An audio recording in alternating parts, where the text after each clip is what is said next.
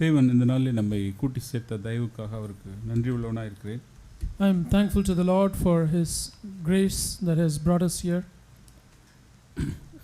கடந்த வாரத்திலே நாம் நமக்கு இருக்கிற சூழ்நிலைகளிலே தேவன் நமக்கு தந்த வாழ்க்கை வட்டத்திலே நாம் திருப்தியாய் நன்றி உள்ளவர்களாக இருப்பதை குறித்து நாம் கேட்டோம். Last week we heard of our having to be content with the boundary that God has placed over us and have a spirit of thankfulness. இந்த நாளிலே கூட நான் அதன் தொடர்ச்சியாக ஒரு சில காரியங்களை பகிர்ந்து கொள்ள நான் விரும்புகிறேன். Even today I would like to share in continuation of that. நான் கடந்த வாரத்திலே ஒரு சில காரியங்கள் என் இருதயத்தில் இருந்தாலும் நேரத்தின் நிமித்தம் நான் அதை பகிர்ந்து கொள்ளவில்லை. I had some more things in my heart last weeks, but because of time I could not share those things with you. ஆனால் தேவன் தம்முடைய கிருபையினாலே இந்த நாளிலே நான் பகிர்ந்து கொள்ளும்படியான வாய்ப்பை கொடுத்திருக்கிறார். By the grace of God, He has given me an opportunity to share what's in my heart today with you. 1 தீமோத்தேயு 6:6 நாம் திரும்ப வாசிப்போம். Let's again go to 1 Timothy chapter 6 verse 6. நாம் கடந்த வாரத்திலே இந்த வசனத்தை நாம் வாசித்தோம்.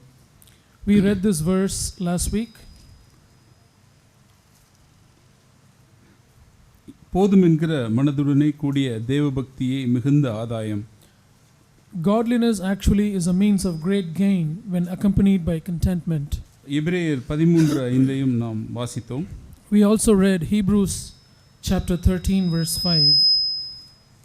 அதிலே அதன் நடுப்பகுதியிலே நாம் இப்படியாக வாசித்தோம். We read in the middle of that verse like this. உங்களுக்கு இருக்கிறவைகள் போதும் என்று எண்ணுங்கள். Be content with what you have. So தேவன் நமக்கு கொடுத்திருக்கிற அந்த வாழ்க்கை, நம்மை வைத்திருக்கிற அந்த ஃபினான்சியல் பவுண்ட்ரி, அந்த பொருளாதார வட்டம், இதிலே நாம் திருப்தி உள்ளவர்களாய் தேவனுக்கு நன்றி உள்ளவர்களாய் இருக்க வேண்டும். We have to be content with the financial boundary that God has placed over us, and we have to be thankful to God for that. தேவன் நம்முடைய வாழ்க்கையிலே வித்தியாசமான சூழ்நிலைகளை அவர் அனுமதிக்கிறவராய் இருக்கிறார். The Lord allows different kinds of circumstances in our life. நாம் நம்முடைய வாழ்க்கை ஒரு சுமூகமாக சென்று கொண்டிருக்கும்போது நாம் நன்றி உடையவர்களாய் துதி உடையவர்களாய் நம்மால் இருந்திட முடியும். It's easy for us to be thankful and full of praise when our life goes smoothly. ஆனால் ஏதாவது வித்தியாசமாக நடக்கும் பொழுது அல்லது குறைவுபடும் பொழுது நம்முடைய இருதயத்திலே ஒரு சலசலப்பு உண்டாகிறது. But if there is some disturbance if there is some different circumstances that comes in our way, or there is some lack and there is a disturbance, there is an agitation in our heart. நம்முடைய இருதயத்திலே நாம் சுற்றி இருக்கிறவர்களை அல்லது மனுஷர்களை நாம் குறைபட்டுக் கொள்கிறோம். In our heart we have a complaint against others who are around us.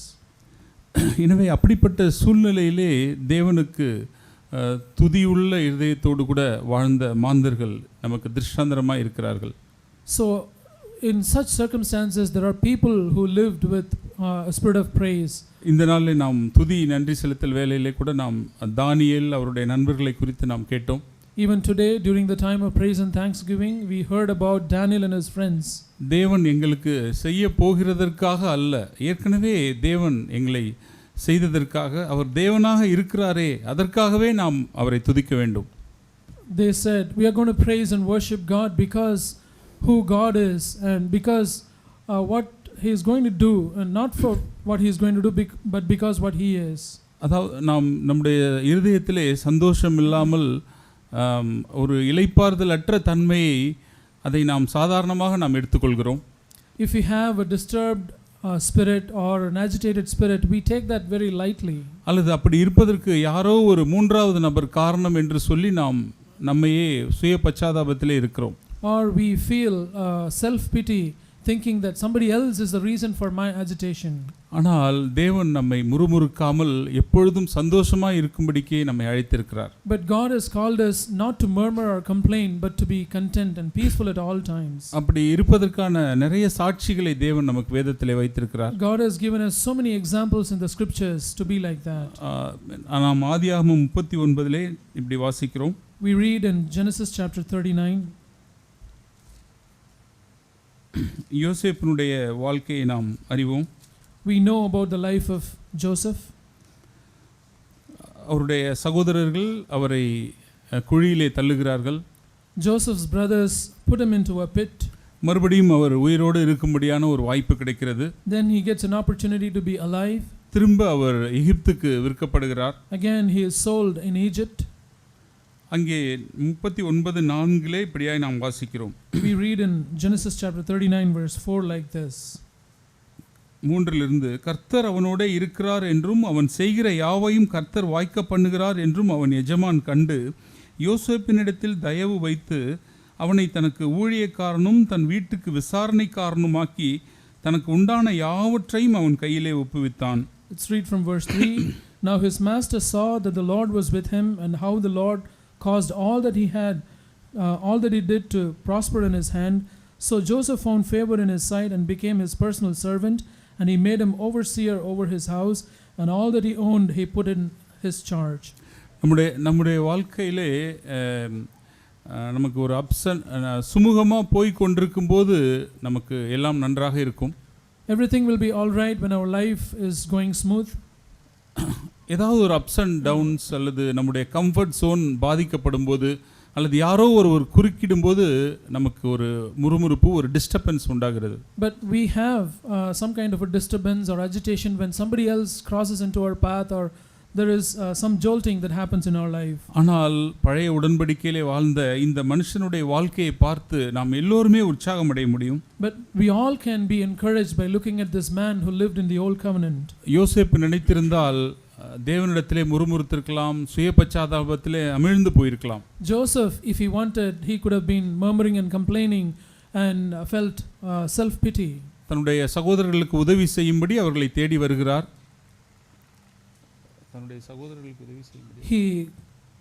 யோசேப்பு தன் சகோதரர்களுக்கு உதவி செய்யும்படி அவர்களை தேடி வருகிறார். Joseph wants to help his brothers. ஆனால் அவர்கள் அங்கே அவரை குழியிலே தள்ளி கொல்லும்படி முயற்சி செய்கிறார்கள். But they in return they try to kill him by putting him into a pit. அதன் பிறகு அவர் எகிப்துக்கு விற்கப்படுகிறார். Then he is being sold in Egypt. அங்கே போகும்போது மறுபடியும் அவருக்கு தேவன் அங்கே ஒரு தயவு கிடைக்க பண்ணுகிறார். Then the Lord gives him some kindness there. ஆனால் மறுபடியும் 20வது வசனத்திலே அவருடைய வாழ்க்கையிலே மறுபடியும் ஒரு புயல் அடிக்கிறது. Then again we see a storm in his life in verse 20. யோசேப்பின் எஜமான் அவனை பிடித்து ராஜாவின் கட்டளையால் காவலில் வைக்கப்பட்டவர்கள் இருக்கும் சிறைச்சாலையிலே அவனை ஒப்புவித்தான். அந்த சிறைச்சாலையிலே அவன் இருந்தான். So Joseph's master took him and put him into the jail, the place where the king's prisoners were confined, and he was there in the jail. தேவனே, நான் இப்போ குழியில் போட்டாங்க, எனக்கு ஒரு ஜீவனை கொடுத்தீங்க, மறுபடியும் எகிப்துக்கு வந்தேன், அங்கே ஓகே கொஞ்சம் நல்லா லைஃப் வர்ற மாதிரி இருந்துச்சு, திரும்பவும் பிடிச்சி ஜெயிலில் போட்டாங்க. So Joseph could have said to the Lord, Lord, I was put into a pit, I escaped from that and I was sold into Egypt. Life appeared to be okay, but then again I am in this situation, Lord. நாம் அந்த சூழ்நிலையில் இருந்தால் அவ்வளவுதான், இந்த life முடிஞ்சிருச்சுன்னு சொல்லி நாம் depress ஆயிருப்போம். If we were in his situation, we would have thought that that's the end of our life and we would have ended up in depression. 20வது வசனத்தினுடைய கடைசி பகுதியும் 21வது வசனத்தையும் நான் சேர்த்து வாசிக்க விரும்புகிறேன். I would like to read, combining the last part of verse 20 with first part of verse 21. அங்கே நாம் கற்றுக்கொள்ள வேண்டிய ஒரு விஷயம் இருக்கிறது. There is a thing that we need to learn. அந்த சிறைச்சாலையில் அவன் இருந்தான். And he was there in the jail. கர்த்தர் யோசேப்போடே இருந்து அவன் மேல் கிருபை வைத்து. But the Lord was with Joseph and extended kindness to him. அந்த சிறைச்சாலையில் இருக்கும்போது யோசேப்பு முறுமுறுப்போடும் குறை சொல்லுதலோடும் அந்த சிறைச்சாலையில் இருக்கிறவர்களை பார்த்து எரிச்சல் பட்டு கொண்டும் இருந்திருப்பாரா? Would Joseph have been having murmuring and complaining and being irritated with the people around him there in the jail? நான் அந்த என்னோட எஜமானோட வீட்டில் நான் எப்படி இருந்தேன், நான் நன்மை தான் செஞ்சேன், ஆனால் என்னை கொண்டாந்து இந்த ஜெயிலில் போட்டாங்க, எவ்வளவு மோசமான ஜனங்கள் பாருங்க அப்படின்னு அங்கே இருக்கிற நபர்கள் எல்லாத்துக்கிட்டையும் போய் குறைபட்டு கொண்டிருந்தால் என்ன இருந்திருக்கும்? What would have happened if he had gone around to all the people in the jail talking about all the good things that he did in his master's house but accused falsely? அவனுடைய வாழ்க்கை அதோடு அந்த நிலைமையிலே இருந்திருக்கும். His life would have remained at that level itself. கர்த்தர் யோசேப்போட இருந்திருக்க மாட்டார். The Lord would not have been with Joseph. தேவன் கண்டிப்பாக முறுமுறுக்கிற, குறை சொல்லுகிற, கம்ப்ளைனிங் ஸ்பிரிட் உள்ள ஜனங்களோடு இருந்து அவரால் அவர்களுக்கு கிருபையை வைக்க முடியாது. The Lord will not be able to be with people who have a spirit of complaining and grumbling and give him his grace. சிறைச்சாலையிலே ஒரு கம்ப்ளைண்ட் ஸ்பிரிட் இல்லாத நபராய் யோசேப்பு இருந்தார். அதனால் கர்த்தர் அவரோடு இருந்தார். Joseph was a man without a spirit of grumbling and complaining. Because of that, the Lord was with Joseph. தேவன் டெஸ்ட் பண்ணிக்கொண்டே இருக்கிறார். The Lord kept on testing Joseph. இதற்கு முன்பதாக யோசேப்பின் மேலே தேவன் கிருபை வைக்கவில்லையா? Before this, did not the Lord have compassion on Joseph? ஆனால் இந்த டெஸ்டுக்கு அப்புறம் தேவன் அவன் மேலே கிருபை வைக்கிறார். But here, after this test, he shows kindness to him. கர்த்தர் யோசேப்போடு இருந்து அவன் மேல் கிருபை வைத்து என்று நாம் வாசிக்கிறோம். We read here, the Lord was with Joseph and extended kindness to him. திரும்பவும் தேவன் அவனை அந்த சிறைச்சாலையிலே ஒரு ரெஸ்பான்சிபிளான ஒரு நபராக மாற்றுகிறார். Again, the Lord makes him a responsible person in the jail.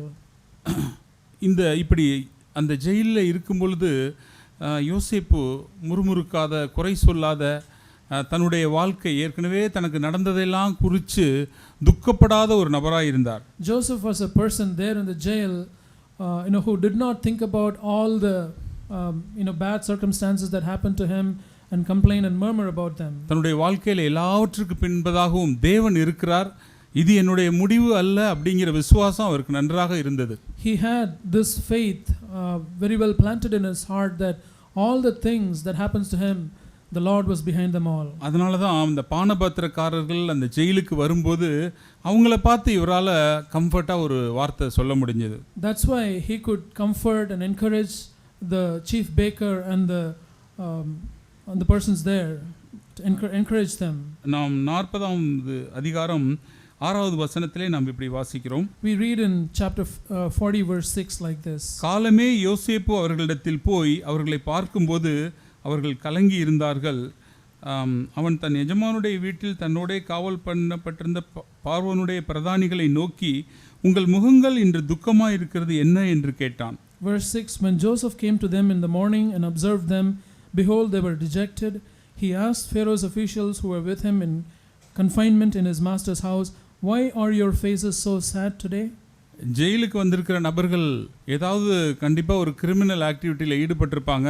அவங்க துக்கமாக இருக்கிறது தான் அவங்களுக்கு தகுதி. People who come to the prison would have engaged in some kind of criminal activities, and it was right for them to be sad. அங்கே இருக்கிற எல்லாருடைய முகத்திலையும் சோகமும் பிரஷரும் ஒரு அழுத்தமும் தான் இருந்திருக்கும். All the people there would have had a pressure and they would have been sad. நம்ம பார்த்து அவர்களை கடந்து செல்லும்போது ஏதாவது தப்பு பண்ணியிருப்பாங்க, அதனால இப்படி இருப்பாங்க, அப்படி தான் நானாக இருந்தால் சென்றிருப்பேன். If I were there and if I passed by such people who were sad, I would have thought these people must have done something wrong, that's why they are sad. ஆனால் அப்படிப்பட்ட மனுஷர்களை கூட பார்த்து ஏன் உங்க முகங்கள் ஏன் வாடி இருக்கிறது என்று சொல்லி யோசேப்பால கேட்க முடிந்தது. Joseph was able to ask even such people and ask them, why are your faces sad? ஏனென்றால் யோசேப்பினுடைய இருதயத்தில் கொஞ்சம் கூட கம்ப்ளைனோ அல்லது தான் இருக்கிற அந்த சூழ்நிலையை குறித்த ஒரு குறைவோ அவனுக்கு கிடையாது. Because Joseph did not have any kind of complaint about the lack or the circumstances that he had. நம்ம எப்போ மற்றவங்களை போய் விசாரிக்க முடியும்? When will be able to go and inquire about others' welfare? நான் நல்லா இருக்கிறேங்கிற ஒரு ஃபீலிங் எனக்கு இருந்தால் தான் இன்னொரு நபரை பார்த்து நான் விசாரிக்க முடியும். Only if I have a feeling that I am well, I will be able to encourage and inquire the welfare of others. இல்லைன்னா நான் ஒரு மூலையில் உட்கார்ந்து யாராவது எனக்கு ஒரு ஆறுதல் சொல்லட்டும் அப்படின்னு நான் கண்ணீர் விட்டு கொண்டிருப்பேன். Otherwise I would be sitting in a corner expecting somebody else to come and encourage me. யோசேப்புக்கு அப்படி சோகமா இருப்பதற்கு எத்தனையோ காரணங்கள் இருந்தது. But Joseph had so many reasons to be sad about. தன்னுடைய தகப்பனோடு இருந்த நாட்கள், தன் சகோதரர்களுக்கு நன்மை செய்ய வந்தது, மறுபடியும் அந்த பார்வோனுடைய வீட்டில் வாய்ப்பு கிடைச்சது, திரும்ப ஜெயிலுக்கு வந்தது, இதெல்லாம் நினைச்சு அவன் கவலையா இருந்திருக்கலாம். He could have been sad concerning the days in which he was at his father's home and the treachery of his brothers and the circumstances in Egypt. ஆனால் தேவன் அவனோடு இருந்தார், தேவன் எல்லாவற்றுக்கும் பின்னாடி இருக்கிறாருங்கிற விசுவாசம் அவருக்கு இருந்தது. But the Lord was with him, and he had the faith that the Lord was behind all those circumstances. தேவனை அவர் விட்டுறல. He did not leave the Lord alone. அதை நாம் எப்படி அறிய முடியும் என்றால், This is how we know that. 41வது அதிகாரம் 16வது வசனத்திலே நாம் அதை வாசிக்கிறோம். In chapter 41 verse 16 we read that. அந்த பார்வோன் வந்து யோசேப்பை பார்த்து கேட்கிறாரு, Pharaoh asks Joseph this question. பா நீ வந்து ஏதாவது ஒரு சொப்பனத்தை பற்றி சொன்னால் அந்த ட்ரீமை நீ எக்ஸ்பிளைன் பண்ணுவேன்னு கேள்விப்பட்டோம். We heard that you will be able to explain the meaning of a dream. அப்படின்னு சொன்ன உடனே அதுக்கு பதிலாக யோசேப்பு சொல்லுகிறார், In response to that, நான் அல்ல, தேவனே பார்வோனுக்கு மங்களகரமான உத்தரவு அருளி செய்வார் என்றான். Joseph then answered Pharaoh saying, It is not in me, God will give Pharaoh a favorable answer. குழியில் இருந்தாலும், even though he was in a pit, பார்வோனுடைய வீட்டில் இருந்தாலும், whether being it in the house of Pharaoh, சிறைச்சாலையில் இருந்தாலும், or in the jail, help பண்ணுறேன்னு சொல்லிட்டு help பண்ணாத நண்பர்கள் அந்த சிறைச்சாலையில் இருந்தவர்கள் இருந்தாலும், even though he was surrounded with people who claimed to help but did not help, அவருடைய இருதயத்தில் தேவனே எல்லாவற்றுக்கும் பின்னாடி இருக்கிறாருங்கிற ஒரு இளைப்பாறுதல் இருந்தது. He had a feeling of rest that God was behind all those circumstances. ஆம் சகோதர சகோதரிகளே, நம்முடைய வாழ்க்கையிலே கூட அந்த ஒரு இடத்திற்கு நாம் வந்து விட்டோமானால் நம்முடைய சூழ்நிலைகளை குறித்த ஒரு சஞ்சலம், ஒரு சலசலப்பு நமக்கு இருக்காது.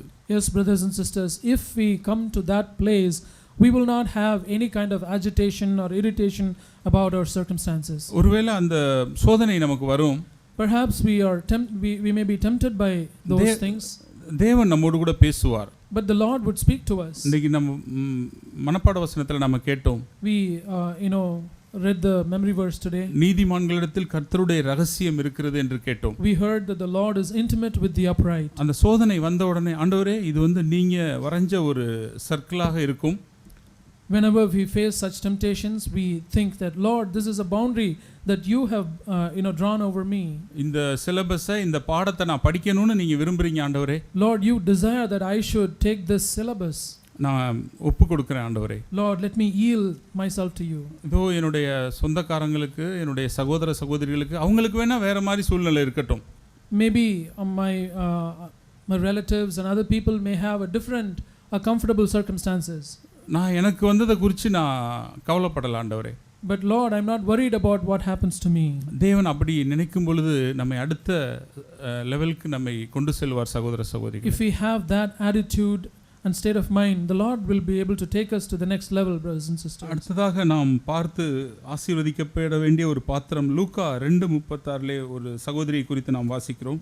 Another character that we have to look and be encouraged by is a sister we find in Luke chapter 2. நாம் अनेक முறை சபையிலே சகோதரர் பேச கேட்டிருக்கிறோம். We have heard many times in the church brothers speaking about this. இயேசு கிறிஸ்துவை குழந்தையாக அந்த ஆலயத்துக்கு கொண்டு வருகிறார்கள். They bring Jesus Christ, the baby Jesus, to the temple. Simeon என்கிற ஒரு சகோதரர் அங்கே வந்து இயேசுவை பார்த்து அந்த தீர்க்கதரிசனமாய் காரியங்களை சொல்லுகிறார். Simeon comes to the temple as well and he prophesies concerning the Lord. அடுத்ததாக ஒரு வயதான ஒரு பாட்டி ஒருத்தங்க இங்கே வராங்க. Then an old woman comes to the temple. 84 வயதான ஒரு பாட்டி. She was 84 years old. அவங்க ஒரு விதவை. She was a widow. அவங்களுக்கு குழந்தை கிடையாது. She did not have any children. அவர்களுக்கு தேவன் தன்னை வெளிப்படுத்துகிறார். The Lord revealed himself to that woman. 36வது வசனத்திலே நாம் வாசிக்கிறோம். We read that in verse 36. ஆசேருடைய கோத்திரத்தாலும் பானுவேலின் குமாரத்தியுமாகிய அன்னாள் என்னும் ஒரு தீர்க்கதரிசி இருந்தால், அவள் கன்னி பிராயத்தில் விவாகமானது முதல் 7 வருஷம் புருஷனுடைய வாழ்ந்தவளும் அதிக வயது சென்றவளுமாய் இருந்தாள். And there was a prophetess Anna, the daughter of Phanuel of the tribe of Asher. She was advanced in years and had lived with her husband 7 years and after her marriage. ஏறக்குறைய 84 வயதுள்ள அந்த விதவை தேவாலயத்தை விட்டு நீங்காமல் இரவும் பகலும் உபவாசித்து ஜெபம் பண்ணி ஆராதனை செய்து கொண்டிருந்தாள். And then as a widow to the age of 84, she never left the temple, serving night and day with fasting and prayer. அவளும் அந்நேரத்திலே வந்து நின்று கர்த்தரை புகழ்ந்து எருசலேமிலே மீட்பு உண்டாக காத்திருந்த யாவருக்கும் அவரை குறித்து பேசினாள். At that very moment she came up and began giving thanks to God and continued to speak to him to all those who were looking for the redemption of Jerusalem. நாம் இந்த சகோதரியை குறித்து நாம் தியானித்து பார்ப்போம். Let's meditate on this woman. அந்த நாள்ல எத்தனையோ வேதத்தை கற்றறிந்த பிரதான ஆசாரியர்கள் நிறைய ஆண்டவருக்கு ஊழியம் செய்கிற மனிதர்கள் அங்கே இருந்திருக்கலாம். There may have been so many men of God, chief priests and Pharisees who read the scriptures well. ஆனால் இந்த வயதான இந்த பாட்டியை விதவையா இருந்தவங்க சமுதாயத்தினால ஒரு முக்கியமா கன்சிடர் பண்ணப்படாத ஒரு நபர். This woman was advanced in years and she may not have been considered regarded well in the society. தேவன் வந்து இவர்களை குறித்து இங்கே எழுதி வைத்திருக்கிறார். But the Lord has written about her. தன்னை அவர் அந்த பாட்டிக்கு வெளிப்படுத்த அவர் பிரியமா இருக்கிறார். The Lord was willing, he was delighted to reveal himself to her. நான் இப்படிதான் அதற்கான காரணத்தை இருக்க முடியும் என்று விசுவாசிக்கிறேன். This is what I thought the reason would have been for this. தன்னுடைய வாழ்க்கையில எவ்வளோ பெரிய அந்த சோகத்தின் மத்தியிலும் தேவனை துதித்து ஆராதித்து ஆண்டவர் மேல குறையே முறுமுறுப்பே இல்லாத ஒரு சகோதரி. Even though she had terrible circumstances, she did not have any complaint against God, but praised and thanked and prayed to the Lord. தேவனை பார்த்து கேள்வியே கேட்காத ஒரு சகோதரி. She was a sister who never questioned God about anything. ஒருவேளை அவர்களுக்கு 18 வயதிலே திருமணமாகி இருக்கலாம். Perhaps she was married at the age of 18. 25 வயதிலே தன் கணவனை இழந்துட்டாங்க. Perhaps she lost her husband when she was 25. அவங்க திருமணம் ஆனதிலிருந்து 7 வருஷம் தான் தன் கணவரோடு கூட வாழ்க்கை. She only lived for 7 years after her marriage. குழந்தைகளை குறித்து எழுதவில்லை. It's not written about her. குழந்தை இருந்திருக்காது. Maybe she did not have any children. எல்லாருக்குமே இதுக்கப்புறம் நான் ஏன் வாழணும் அப்படிங்கிற கேள்வி வந்திருக்கும். She may have had, for others they may have this question, why should I live? ஆனால் அதன் மத்தியில் அவங்க ஒரு வழியை கண்டுபிடிச்சாங்க. But through that she found a way. நமக்கும் அதை சொல்லி கொடுத்திருக்காங்க. And she has taught that way to us also. இப்படிப்பட்ட நெருக்கங்களின் மத்தியில் நாம் கடந்து போகிற சூழ்நிலைகளில் தேவன் இளைப்பாறுதலை நமக்கு தருவதற்கான ஒரு வழியை இந்த சகோதரி மூலமாக இங்கே சொல்லி இருக்கிறார். The Lord has given us taught us a way of how we can get rest through pressing circumstances. தேவாலயத்தை விட்டு நீங்காமல் she did not leave the temple. இரவும் பகலும் night and day உபவாசித்து she had fastings ஜெபம் பண்ணி and prayers. ஆராதனை செய்து கொண்டிருந்தாள். She was serving the Lord, worshiping the Lord. அவங்களுக்கு டிப்ரெஷன் இருந்திருக்கும். She may have had depression. சோகம் இருந்திருக்கும். She may have been discouraged. நிறைய வழிகளை தேடி இருப்பாங்க. She may have had looked for so many ways. கடைசியில இதிலே தான் எனக்கு தேவன் இளைப்பாறுதலை தர முடியும்னு சொல்லிட்டு தேவாலயத்தை விட்டு நீங்காத ஒரு இடத்தை அவங்க சூஸ் பண்ணிட்டாங்க. Finally she found a place where she could get rest. பழைய உடன்படிக்கையில அந்த ஆலயத்திலே தேவன் இருந்ததாய் அவர்கள் விசுவாசித்தார்கள். In the old covenant they believed that the Lord was present in the temple. இன்றைக்கு தேவன் நம்மோடு இருக்கிறார். But today the Lord is in us. நாம் தேவனை பற்றிக்கொள்ள வேண்டும். We have to grab a hold of the Lord. ஆண்டவரே என்னுடைய இக்கட்டான சூழ்நிலையில உம்முடைய கரங்களை பிடித்துக் கொள்கிறேன் ஆண்டவரே. Lord, in my pressing circumstances let me take hold of your hands. நீர் இம்மானுவேல் ஆண்டவரே. Lord, you are Emmanuel. எங்களோடு இருக்கிறீர். Lord, you are with us. எங்களுக்கு இளைப்பாறுதல் ஸ்தலம் நீர்தான் ஆண்டவரே. Lord, you are our resting place. எங்களுடைய அடைக்கல பட்டணம் நீர்தான். Lord, you are the city of our refuge. உம்மை துதிப்பது, உம்மிடத்தில் நேரம் செலவழிப்பது, இதை காட்டிலும் உலகத்தில் எனக்கு பெரிய சந்தோஷத்தை எதுவும் கொண்டு வந்து விட முடியாது. Nothing else in this world can bring a greater joy than worshiping you and praising you, Lord. தேவன் அவர்களை அவங்க சோகத்தை மாற்றினது மாத்திரமல்ல. Not only did the Lord change her sadness, தேவன் அவர்களுக்கு ஒரு ஊழியத்தையும் அவர் வைத்திருந்தார். He also gave her a ministry. அப்படி எருசலேமிலே மீட்பு வரணுமேன்னு காத்து கொண்டிருந்த யாவருக்கும் தேவனை குறித்து சொல்லுகிற ஒரு தீர்க்கதரிசியாக அந்த சகோதரி இருந்தாங்க. She became a prophetess who talked about the coming of the redemption to Jerusalem, those who were looking for it. நம்முடைய வாழ்க்கை நம்பிக்கைக்கு இடமுண்டோ அப்படிங்கிற நிலைமையிலே நாம் இருந்தால் கூட, even if you are in a place of our life where we question, is there hope for me? நம்முடைய தேவனை குறித்து பேசுகிற தீர்க்கதரிசிகளாக நாம் இருக்க முடியும். சகோதர சகோதரி, we can be people who talk about the Lord. We can be people who prophesy. தேவன், அன்னாளின் தேவன் நம்முடைய தேவன். The God of Anna is ours too, brothers and sisters. அடுத்ததாக தாவீதை குறித்து நாம் அநேக இடங்களிலே வாசித்திருக்கிறோம். Then we read about David in many places. தன்னுடைய இக்கட்டு நேரங்களிலே தேவனை முழுவதுமாய் சார்ந்து கொண்ட ஒரு நபர். He was a man who completely depended on the Lord in his circumstances. சங்கீதம் 52 இப்படியாய் நாம் வாசிக்கிறோம். We read in Psalm 52 like this.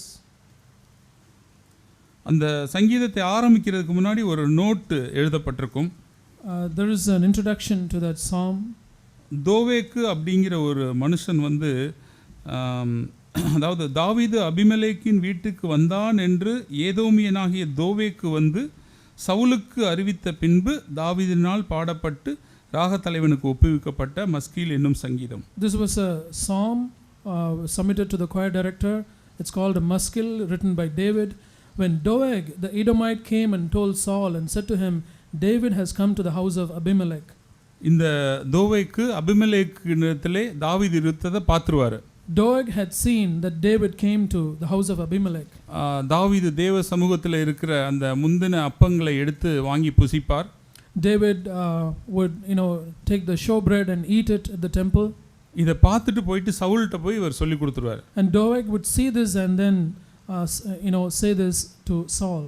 Saul மறுபடியும் இவரை பிடிக்கிறதுக்காக வருவார். Then Saul would come again to capture David. அநேக தீர்க்கதரிசி அந்த இதில் ஊழியம் செய்த ஆசாரியர்கள் அநேகரை Saul கொன்றுருவார். Saul would kill so many priests there. ரொம்ப இக்கட்டான ஒரு சூழ்நிலையாக இருக்கும். It was a pressing circumstance. அந்த இடத்துல தாவீது 9வது வசனத்தில் ஒரு வார்த்தை சொல்லுகிறார். David says one word in verse 9. நீரே இதை செய்தீர் என்று உம்மை என்றென்றைக்கும் துதித்து உமது நாமத்திற்கு காத்திருப்பேன். உம்முடைய பரிசுத்தவான்களுக்கு முன்பாக அது நலமாய் இருக்கிறது. I will give you thanks forever because you have done it, and I will wait on your name, for it is good in the presence of your godly ones.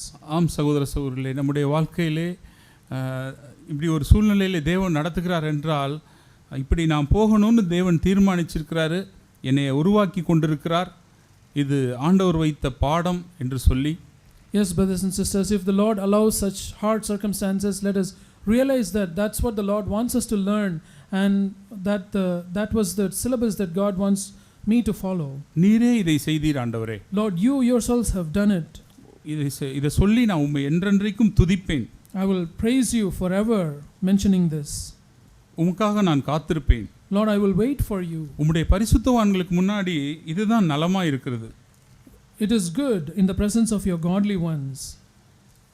அடுத்ததாக இன்னொரு சிச்சுவேஷன் தாவீதுக்கு. Then David faces another situation.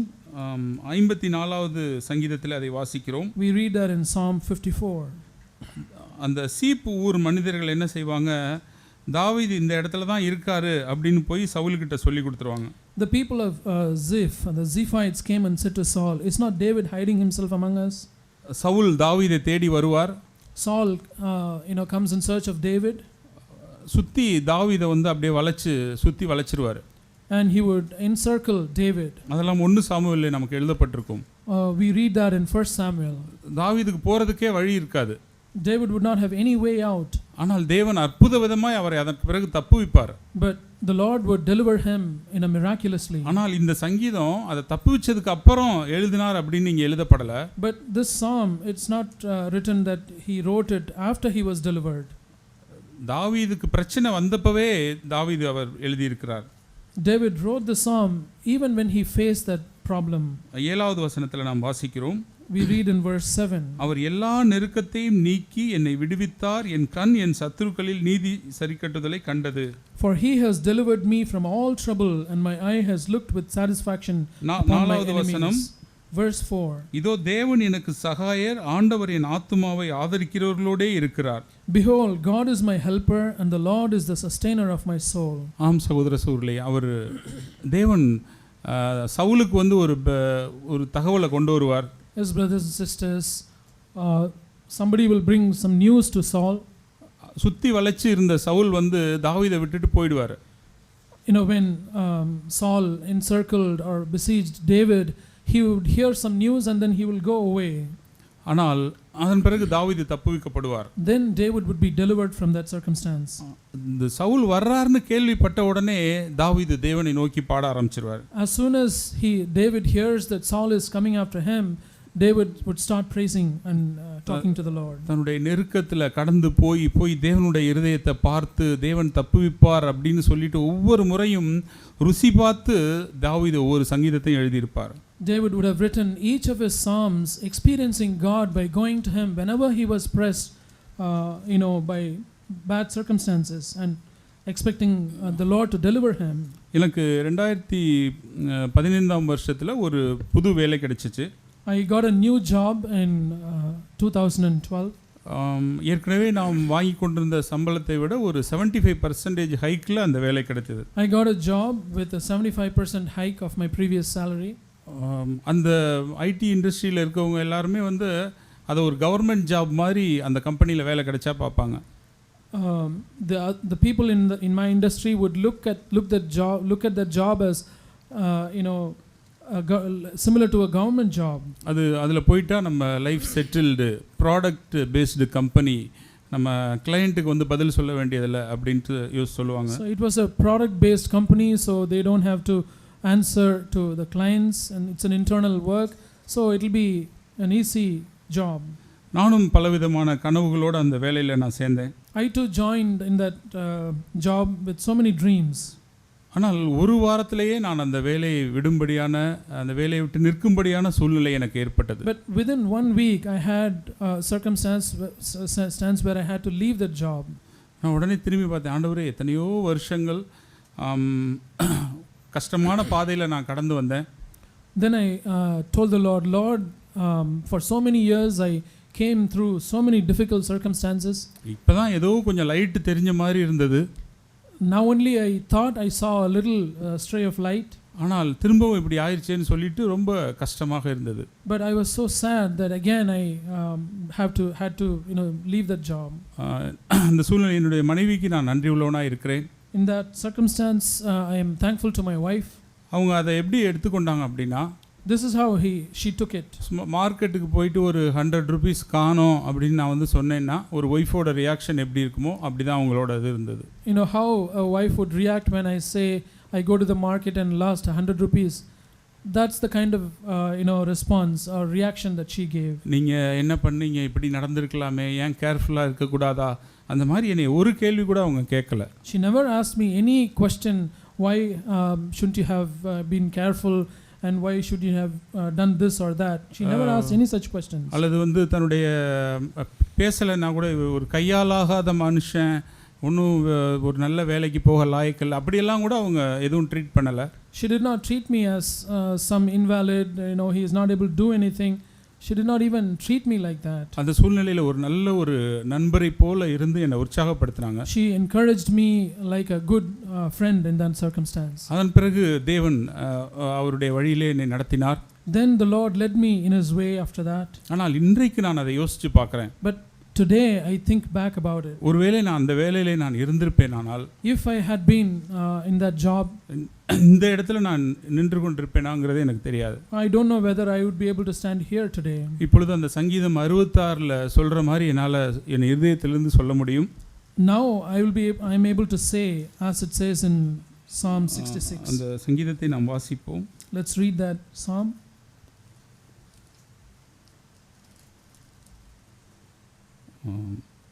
பன்னிரெண்டாவது வசனம். Sorry, நான் 10லிருந்தே வாசிக்கிறேன். We read from verse 10. தேவனே எங்களை சோதித்தீர், வெள்ளியை புடமிடுகிறது போல எங்களை புடமிட்டீர். For you have tried us, O God, you have refined us as silver is refined. எங்களை வலையில் அகப்படுத்தி எங்கள் இடுப்புகளின் மேல் வருத்தமான பாரத்தை ஏற்றினீர். You brought us into the net and laid an oppressive burden upon our loins. மனுஷரை எங்கள் தலையின் மேல் ஏறி போக பண்ணினீர். You made men ride over our heads. தீயையும் தண்ணீரையும் கடந்து வந்தோம். We went through fire and through water. செழிப்பான இடத்தில் எங்களை கொண்டு வந்து விட்டீர். Yet you brought us out into a place of abundance. செழிப்புனா இந்த உலக பிரகாரமான ஏதோ ஒரு ப்ராஸ்பெரிட்டியோ அல்லது ஒரு லக்ஸூரியஸ் லைஃபோ நான் சொல்லலை. I'm not referring to the worldly prosperity or a luxurious life when it says a place of abundance. நமக்கு பாதுகாப்பான செழிப்பான இடம் எது அப்படின்னா, தேவனோடு நான் ஒட்டி இருக்கிறேனா, அவர் வச்ச அந்த வட்டத்துக்குள்ளே நான் தொடர தூரத்தில் எனக்கு தேவன் இருக்காருன்னா அதுதான் எனக்கு செழிப்பான இடம். If the Lord is within my reach and I am in the boundary that God has placed over me with his people, and that is the place of abundance. நான் அவர் பேசுகிறத நான் கேட்கணும். I should be able to listen to what he speaks to me. நான் பேசினா அவர் கேட்குறாருங்கிற விசுவாசம் எனக்கு இருக்கணும். I should have the faith that when I speak to him, he listens to me. அப்படி அவருடைய அந்த சித்தம் அவருடைய வட்டத்துக்குள்ளே இருக்கிற மாதிரி ஒரு பாதுகாப்பான செழிப்பான ஒரு இடம் இந்த உலகத்தில் வேறு எதுவுமே கிடையாது. There is no place in this world so safe as the boundary that God has placed over me, where I listen to his voice and I speak to him. அதனால தேவன் வந்து நமக்கு நிறைய சிச்சுவேஷன்ஸை நமக்கு கடந்து போக பண்ணலாம். So the Lord may allow us to go through so many different difficult circumstances. நாம் தேவனோடு இருந்தோமானால் நமக்கு அதை குறித்த ஒரு ரெக்ரெட் நமக்கு இல்லாதபடி தேவன் பார்த்துக்கொள்வார். If we are with the Lord, then he will make sure that we will not have any regret over that circumstance. யோசேப்பினுடைய இயேசுவின் தாயாகிய மரியாளை குறித்து நமக்கு தெரியும். We know about Mary, the mother of our Lord Jesus. அவர்களை பார்த்தும் நான் உற்சாகம் அடைந்தேன். I was encouraged by looking at her also. லூக்கா 2ஆம் அதிகாரத்திலே அவர்களை குறித்து நாம் வாசிக்கிறோம். We read about Mary in Luke chapter 2. அதுக்கு முன்பதாக before that டக்கு டக்குன்னு மேரியோட வாழ்க்கையில் வந்து சிச்சுவேஷன் மாறிக்கிட்டே இருக்கும். The life of Mary had sudden turn of events. நம்மெல்லாம் வந்து இப்போ ஏதோ ஒரு ஷெட்யூல் அனுப்புகிறோம், இங்கே வாங்கன்னு சொல்கிறோம், திடீர்னு என்ன பண்ணுறோம், இது இல்லை அப்படின்னு நம்ம ஒருத்தர்கிட்ட நம்ம சொல்கிறோம். So we send some schedule to some people and then we change it and inform them about it. அவங்க ஆயத்தமாய் காத்திருப்பாங்க. இதை மாற்றினதுனால நம்ம என்ன சொல்லுவோம், அவங்கள்ட்ட சாரி சொல்லுவோம்.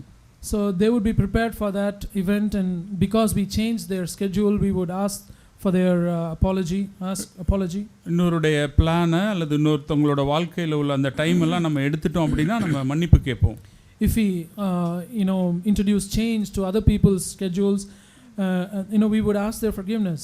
நம்முடைய வாழ்க்கையிலையும் கூட நமக்கு டிஸ்டர்பன்ஸ், நம்ம அப்செட் ஆகுறது, இதெல்லாம் எப்போ வரும் அப்படின்னா, even in our life, when will we upset?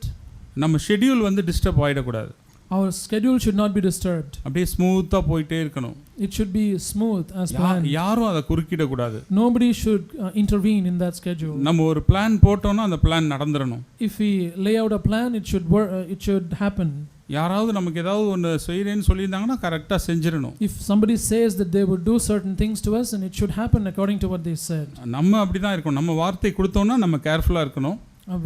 We should be like that, and if we give word, and we should stick to it. இப்படி நம்மளுடைய வாழ்க்கையில் உள்ள பிளான்ஸ், ஷெட்யூல், நம்மளுடைய கம்ஃபர்ட் ஜோன் பாதிக்கப்படும் போது நமக்குள்ள ஒரு டிஸ்டர்பன்ஸ், ஒரு பொறுமல் வருகிறது. So when our comfort zone is disturbed and our schedule is changed, we have disturbance in our heart. ஆனால் தேவன் இந்த பூமியில் பார்க்கிறார். But the Lord looks at this earth. நான் வந்து டக்குன்னு ஒரு ஷெட்யூலை மாற்றுற மாதிரி ஒரு நபர் மாற்றினாலும் முறுமுறுக்காத ஒரு நபராக யாராவது இருப்பாங்களான்னு பார்க்குறார். He looks for a person who will not be agitated or disturbed when the Lord brings about sudden turns of events in their life. என்ன மாறினாலும் ஆண்டவர் சொல்கிறாரா, ஓகே ஆண்டவரே ஏதோ அடிமை அப்படின்னு சொல்கிற மாதிரி ஒரு கேரக்டரை தேடுறார் ஆண்டவர். The Lord was looking for a character who would be able to say, even if the Lord changes my schedule completely, here am I, Lord, I am your maid servant. ஃபிசிக்கலாக கஷ்டப்படுறதுக்கு ரெடியாக இருக்க ஒரு நபரை பார்க்குறாரு. He looks for a person who is ready to suffer physical labor. மரியாளை கண்டுபிடிக்கிறார். He found out Mary. மரியாளுக்கோ கர்த்தருடைய கண்களில் கிருபை கிடைத்தது, தயவு கிடைத்ததுன்னா இதுதான். This was the reason why Mary found favor in the eyes of the Lord. பார்த்துட்டு மேரியை சூஸ் பண்ணுகிறார். And the Lord chooses Mary. நிறைய விஷயங்கள் வந்து அவங்க ஹஸ்பண்ட் யோசேப்பு கிட்ட தான் பேசுவார். The Lord would speak many things to her husband Joseph. ஒரு டாக்ஸை பே பண்ணுறதுக்காக ஒரு 70 மைல் அவங்க நடந்து ட்ராவல் பண்ணணும். They had to walk 70 miles on foot to pay some tax. இப்போ நம்ம ஹஸ்பண்ட் நம்மகிட்ட சொல்கிறாங்க. So imagine that our husband says this to us. இந்த மாதிரி வந்து ஒரு 1000 ரூபா பணம் கட்டணும், செங்கல்பட்டு வரைக்கும் நான் நடந்து போகணும் நம்ம ரெண்டு பேரும் அப்படின்னு சொல்றாரு. So we have to pay this 1000 rupees to the government. We have to walk on foot for so many miles to Chengalpet. அங்க போய் நம்மள நேரடியா காமிச்சு தான் இந்த பேமெண்ட்டை கொடுக்கணுமா? So we have to physically present ourselves there and make this payment. நம்மளா இருந்தா என்ன சொல்லுவோம்? What would we say in response? ஏன்பா நானே நிறைய மாச கர்ப்பத்துல இருக்கிறேன். I am a woman with full term carrying full term. ஏதாவது அட்ஜஸ்ட் பண்ணிக்குவாங்க. நம்ம இந்த கட்டளைக்கு இப்ப கீழ்ப்படியணும்னு அவசியம் இல்லை. நம்ம பணத்தை கட்டறதுக்கு நம்ம நடந்து போகணுமா? So do we have to walk on foot to pay our money? They'll adjust, they'll manage it. ஆனால் அந்த அரசாங்கத்தினுடைய அந்த கட்டளைக்கு கீழ்ப்படிந்து அந்த நிறை மாசத்துல தன் கணவனோடு கூட சேர்ந்து நடந்த சகோதரி மரியாள். Mary was a woman who was obedient to governmental laws and submissive to her husband, and even though she was pregnant full term, அவங்க ஹஸ்பண்டும் வந்து ஒரு அன்பிளான்ட் ஹஸ்பண்டா இருந்திருக்காரு. her husband was also not very good at planning. ஏற்கனவே tax பே பண்ணணும்னு எப்பயோ சொல்லிட்டாங்கல்ல, இங்க ஒரு இடத்த புக் பண்ணி இருக்கலாம்ல, அப்படி ஒரு கேள்வி கேட்டிருக்கலாம். Mary could have asked Joseph, don't you know already that we have to pay this tax, and why couldn't you have booked a room in advance? Delivery ஆக போகிற ஒரு பொண்ணை கூட்டிகிட்டு வர்றோம், தங்குறதுக்கு ஒரு இடம் புக் பண்ணணும்னு கூடவா தெரியாது? Don't you know that you have to make arrangements for stay, especially when you bring a pregnant woman? ஆனால் தன் கணவனோடு கூட வாய் திறவாத ஆடு மாதிரி சத்திரமாக ஏறி இறங்குறியா, ஓகே. படுக்க உட்கார வைக்க இடம் இல்லையா, ஆடு மாடு கட்டுற இடம் தான் இருக்கா, அதுக்கும் ஓகே அப்படின்னு சொல்லி எஸ் சொன்ன ஒரு சகோதரி. So Mary was a sister who said yes to her husband in all the circumstances wherever he took her. அங்கே குழந்தை பிறந்துருச்சு. The baby was born. மறுபடியும் எகிப்துக்கு போன்னு சொல்லிட்டு தன்னுடைய கணவருக்கு ஒரு இன்ஸ்ட்ரக்ஷன் வருது. Then he receives an instruction from the Lord that they have to go to Egypt. திரும்ப அந்த பிரசவமான அந்த சரீரத்தோடு கூட எகிப்துக்கு நடந்து போகணும். Then with that the pain after labor, delivery, she has to walk to Egypt. Go to Egypt. அவங்க அங்கே இருந்த இடத்துலேருந்து பெத்லெஹேம் டு எகிப்து. இப்போ எகிப்திலேருந்து மறுபடியும் ஒரு இன்ஸ்ட்ரக்ஷன் வருகிறது. So they had to go from Bethlehem and then from Bethlehem to Egypt, and from there also they get an instruction. திரும்ப நாசரேத்துக்கு வரணும். Then they have to come back to Nazareth. மறுபடியும் S சொல்லிட்டு கூட வந்த சகோதரி. She was a woman who said yes again to that circumstance also. இன்னொன்று, கல்யாணம் நிச்சயமானப்ப அந்த ஒவ்வொரு பொண்ணோட இருதயத்திலையும் எவ்வளவு கனவுகள் மகிழ்ச்சி இருந்திருக்கும். So when a woman gets engaged to a man, so many dreams she would have. ஆனால் உனக்கு திருமணத்துக்கு அந்த மாறான முறையில் ஒரு குழந்தை பிறக்க போகுதுங்கிற ஒரு நியூஸ் வந்து மரியாளுக்கு வருகிறது. At that moment she receives a message that she was going to bear a child apart from her wedding. கல்யாணத்துக்கு முன்னாடியே கன்சீவ் ஆயிட்டாங்கங்கிற ஒரு நிந்தை. So she had that insult that she was conceived even before she was married. தன் கணவர் ஏற்றுக்கொள்வாரா அப்படிங்கிற கேள்வி. She had this question whether my betrothed husband would accept me. இந்த சமுதாயம் என்ன சொல்லும்? What would this society talk about me? ஆனால் இதன் எல்லாவற்றின் மத்தியிலையும் in all these things, ஆண்டவரே உமது அடிமை அப்படின்னு சொன்னாங்க. She said, Lord, I am your maid servant. ஆம் சகோதர சகோதரிகளே. Yes, brothers and sisters. அவங்க தேவன் சொல்லிட்டாரு அப்படின்னா அது ஒரு செழிப்பான இடமா தான் இருக்கும். இதனுடைய முடிவு சம்பூர்ணமாக இருக்கும்ங்கிற விசுவாசம் இருந்ததுனால அவங்களால எல்லாத்துக்கும் தலையாட்ட முடிஞ்சது. Because she believed that whatever the Lord said would be the place of abundance, and the end will be a place of abundance, and that's why she was like that. தன்னுடைய திருமணம் வந்து ஒரு வழக்கமான திருமண வாழ்க்கை தமக்கு இருக்காது அப்படின்னு தெரிஞ்சு எஸ் சொன்ன ஒரு சகோதரி. Even though she knew that her married life would be unconventional, she said yes to that circumstance. அதனால தான் தேவன் அவர்களை தெரிந்து கொண்டார். That is why the Lord chose her. ஒரு சகோதரன் பேச நான் கேட்டிருக்கிறேன். I heard a brother speak about this. மரியாளை வந்து ஒரு 18 வயசுல 17 வயசுல ஆண்டவர் choose பண்ணியிருப்பார்னா, if the Lord had chosen Mary when she was 17 or 18, இங்க இருக்கிற சிறு பிள்ளைகள்லாம் கேட்டுக்கங்க. Young children here, please listen to what I'm going to say. மரியாளை வந்து எந்த வயசுல இருந்து தேவன் கண்காணிக்க ஆரம்பித்திருப்பார்? At what age, from what age would the Lord have started observing Mary? 4வது 3வது 5வது படிக்கிறப்பையில இருந்தே ஆண்டவர் மரியாளை பார்த்திருப்பார். The Lord would have started observing her even when she was studying at 3rd grade, 4th grade, 5th grade. நல்ல heart ஒர்க்கரா இருந்திருப்பாங்க. She would have been a hard worker. ஃப்ளெக்சிபிளா இருந்திருப்பாங்க. She would have been flexible. அவங்களோட ஷெட்யூலை, அவங்களோட பிளானை யார் வேணாலும் disturb பண்ணலாம். Anyone will be able to change or disturb her schedule. எல்லாருக்கும் வளைந்து நெளிந்து ஒரு தண்ணீரை போல ஒரு மனப்பான்மையுடைய ஒரு சகோதரி. She would be so agile and nimble, that kind of a heart she had. அப்படி நம்ம இந்த பூமியில இருக்கும் பொழுது, if you are like that in this world, ஒருவேளை அப்போதைக்கு நம்ம ஏதோ தோல்வி அடைந்தது போல ஒரு சாதாரண ஒரு பாத்திரங்களாக நாம் எண்ணப்படலாம்.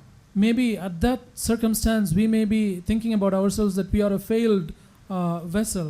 ஆனால் தேவனுடைய வேலையை செய்வதற்கு அப்படிப்பட்ட நபர்களை தான் தேவன் தேடிக்கொண்டிருக்கிறார். But the Lord is looking for such vessels to do his work. நான் வச்சதுதான் சட்டம். Whatever I decree is the law. சொன்னதுதான். Whatever I say has to happen. இப்படிப்பட்டவர்களை தேவன் வெறுக்கல. The Lord does not hate such people, அவர்களை வைத்து ஒன்று செய்ய முடியாது. but the Lord is not able to do anything through them or with them. ஒரு வளையக்கூடிய குச்சியை வச்சு தான் ஏதாவது ஒரு ஆர்ட்டோ ஒரு கிராஃப்ட்டோ செய்ய முடியும். We will be able to produce some art or craft using a pliable stick or material. ஸ்ட்ராங்கான மெட்டீரியல் நமக்கு உதவாது.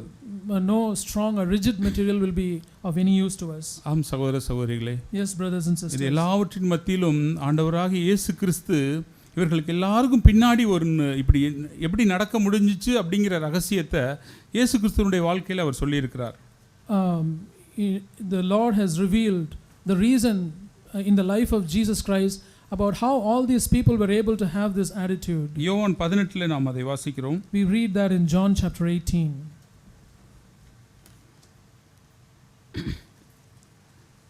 இயேசு கிறிஸ்துவை வந்து அவரை காட்டி கொடுக்கப்பட்டு அவரை பிடித்து கொண்டு போயிடுவாங்க.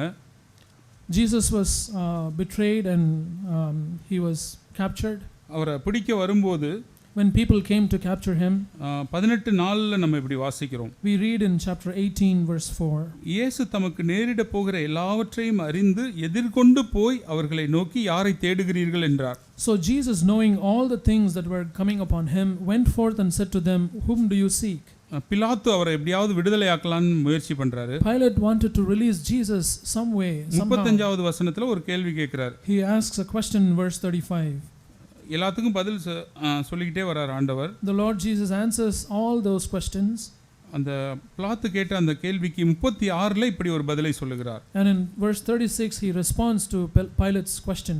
என் ராஜ்யம் இவ்வுலகத்திற்குரியதல்ல, என் ராஜ்யம் இவ்வுலகத்திற்கு உரியதானால் நான் யூதரிடத்தில் ஒப்புக்கொடாதபடிக்கு என் ஊழியக்காரர் போராடி இருப்பார்களே, இப்படி இருக்க என் ராஜ்யம் இவ்விடத்திற்குரியதல்ல என்றார்.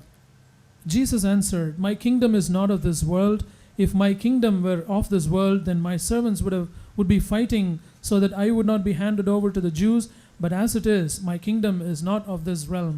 ஆம் சகோதர சகோதரிகளே. Yes, brothers and sisters. நம்முடைய வாழ்க்கையில கூட நம்ம மனுஷர்களோடு போராடாமல் இருப்பதற்கான ரகசியம் இங்கே இருக்கிறது.